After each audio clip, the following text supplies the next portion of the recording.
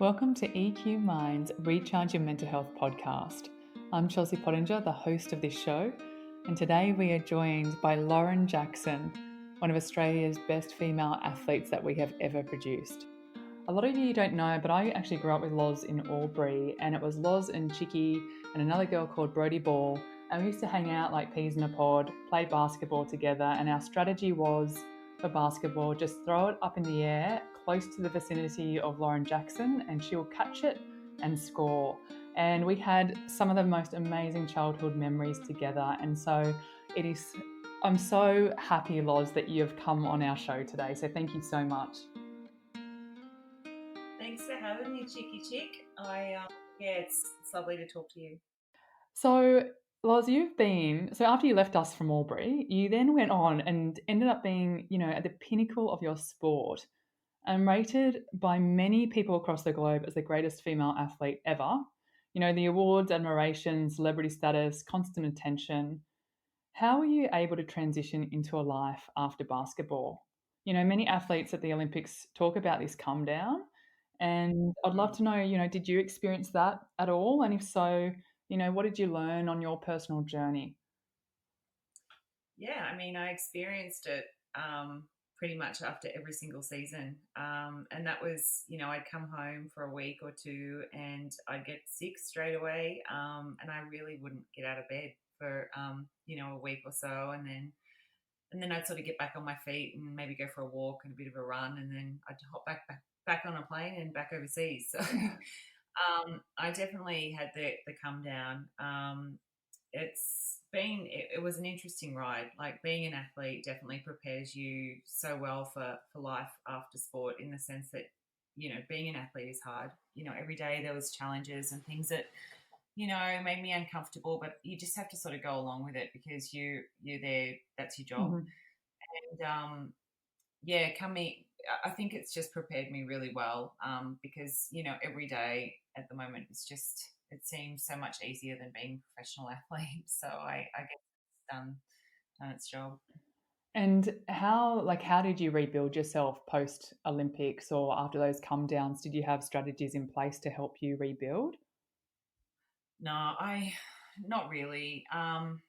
It's really funny, my story, because obviously, when I was young, and going into my career, I definitely had a lot of anxiety issues, that I had to sort of deal with and learn how to manage or work through. But I've never really focused solely on strategies, which I probably should have done. Like, it would have helped me, but I just sort of learned how to cope, when I was in it. And then, you just sort of get up and next day you've got to go and train, or you've got to go and play, or you're going to do something completely different. So you just find ways to cope. And for me, that meant that, later on in my career, I had a bit of a meltdown. I think it all just sort of piled up on me, and had a bit of a meltdown, in the sense that I lost about 20 kilos. I'd been playing overseas pretty much year round, and I just fell flat on my face. Yeah, it got to the point where I couldn't talk to people. I was just miserable, and yeah, that was when I sort of, I guess, had to really find myself, and who I was if I wasn't an athlete. So, And thank you so much for your honesty, because I think this whole thing with mental health, and me and you have talked about this after I went through postnatal depression, and we kind of both didn't know. We both kind of had that mental health anxiety there. And lots of people don't talk about it. Therefore, I think when we can talk about it and go, hey, it's okay if you do go through something like this and you do hit the pavement, you will get through it and you can come out the other side as a stronger version. And you also, I think it really makes you sort of zone in of what's really important to you. And for me, I think about this all the time. It has very little to do with money, family and friendships, and for me, getting into nature and slowing my life down. And I'm sure after you became a gorgeous mummy of your two beautiful boys, I'm sure you've discovered, some of these similar passions. And what do you focus your attention on these days post sport? look, I really get a kick out of working. I love what I do, so I'm still obviously in basketball. But being a mum has just absolutely changed me, and felt for so long as an athlete, I just never felt content. Like I always felt like I was searching for something. I never felt good enough at what I was doing. So I was like training myself into the ground. And I just always, I just had that little, that little bird on my shoulder telling me I wasn't, I needed more, I needed more. And then the minute I saw my first son, Harry, I knew right then what was sort of wrong and what I was longing. He's just incredible. Like he's so funny. And so, yeah, I'm really lucky just to be a mum. And that's sort of really all I focus on these days, Chief, is working and mumming. So that's beautiful, and that's like a full-time job. Both of those jobs are like full-time? I've got a bit of help, fortunately. I've had an au pair out and she's been incredible. But she's leaving next week, which is it's sort of a bit daunting actually because I've been focusing so much on work. But yeah, she's been great. If anyone's listening, Lauren Jackson looking for an au pair, so make sure you're amazing. You can go and give Loz a call and reach out. Yeah.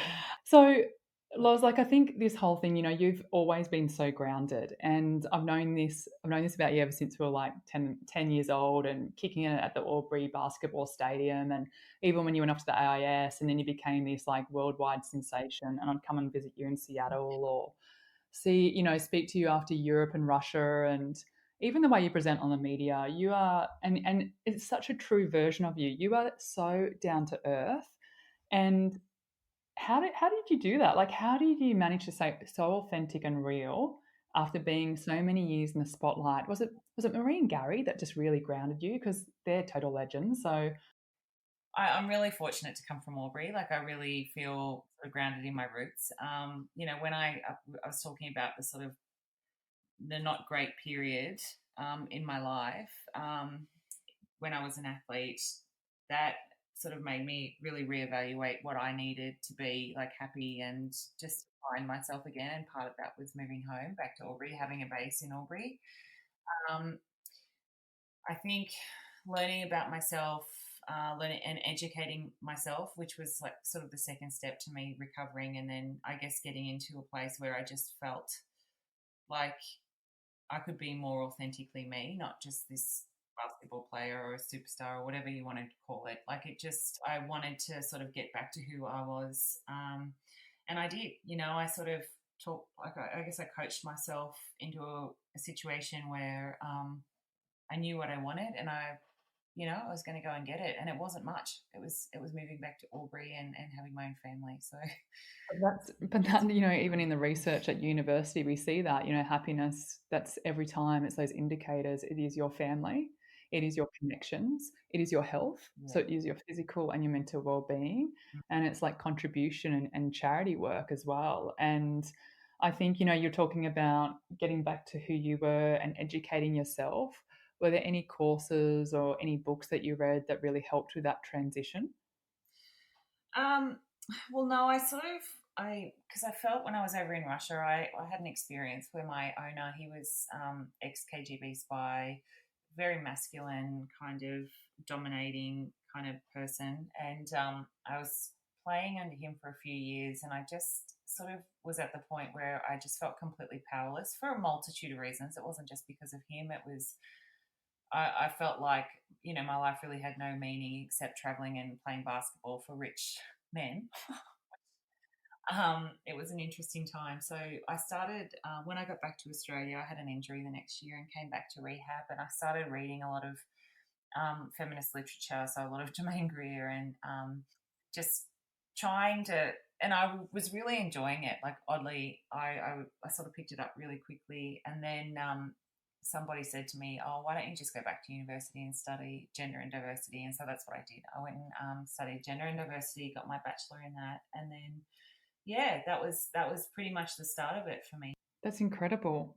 These days, I know for the two of us, our mental health is really important. I really protect my mental health. So my daughter Clara doesn't get a burnt out, anxious, stressed mummy. And I know for Harry and Lenny, you do the same. You want to be emotionally available to them. They are your world. Is there particular things, Loz, that you do now? Like now that you know more about who you are, and we kind of own, right, these mental health, kind of this anxious thing as like a cloak, go, what, it's a part of us. So making sure that we treat ourselves right. Are there things that you do, hun? Like in terms of, do you have really good boundaries? Like, do you say no to a lot of things? Do you honor your sleep? Do you meditate? You obviously move your body. Yeah. So, look, I guess sleep is a really big one for me. I really need to sleep. So I go to bed.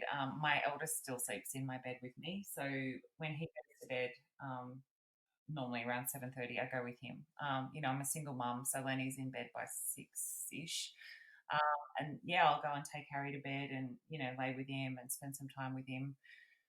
And yeah, and then we have great sleep, so that's great. And then in the last sort of, I guess, 3 weeks since we've been stuck at home, I've really started to focus on trying to get fit again. I put on quite a lot of weight after I had both the kids, and I just didn't have time to, or really the motivation to want to train. I guess after being a professional athlete for so long, I just thought, no, I can't. I need to get out of the gym and I need to focus on other things because, also too, I equate gyms with pain, and still that's the case.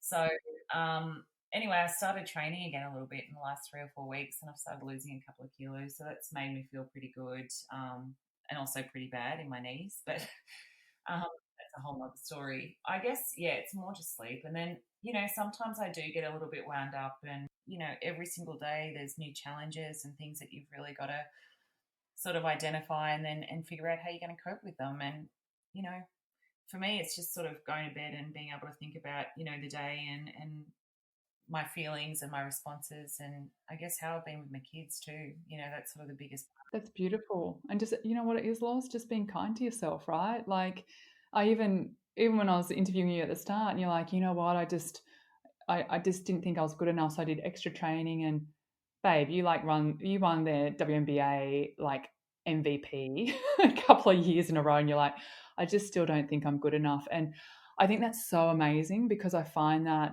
sometimes with senses of perfectionism or where we feel like we're still not good enough, or and then it's being okay, it's okay, we're human beings, just be kind to ourselves.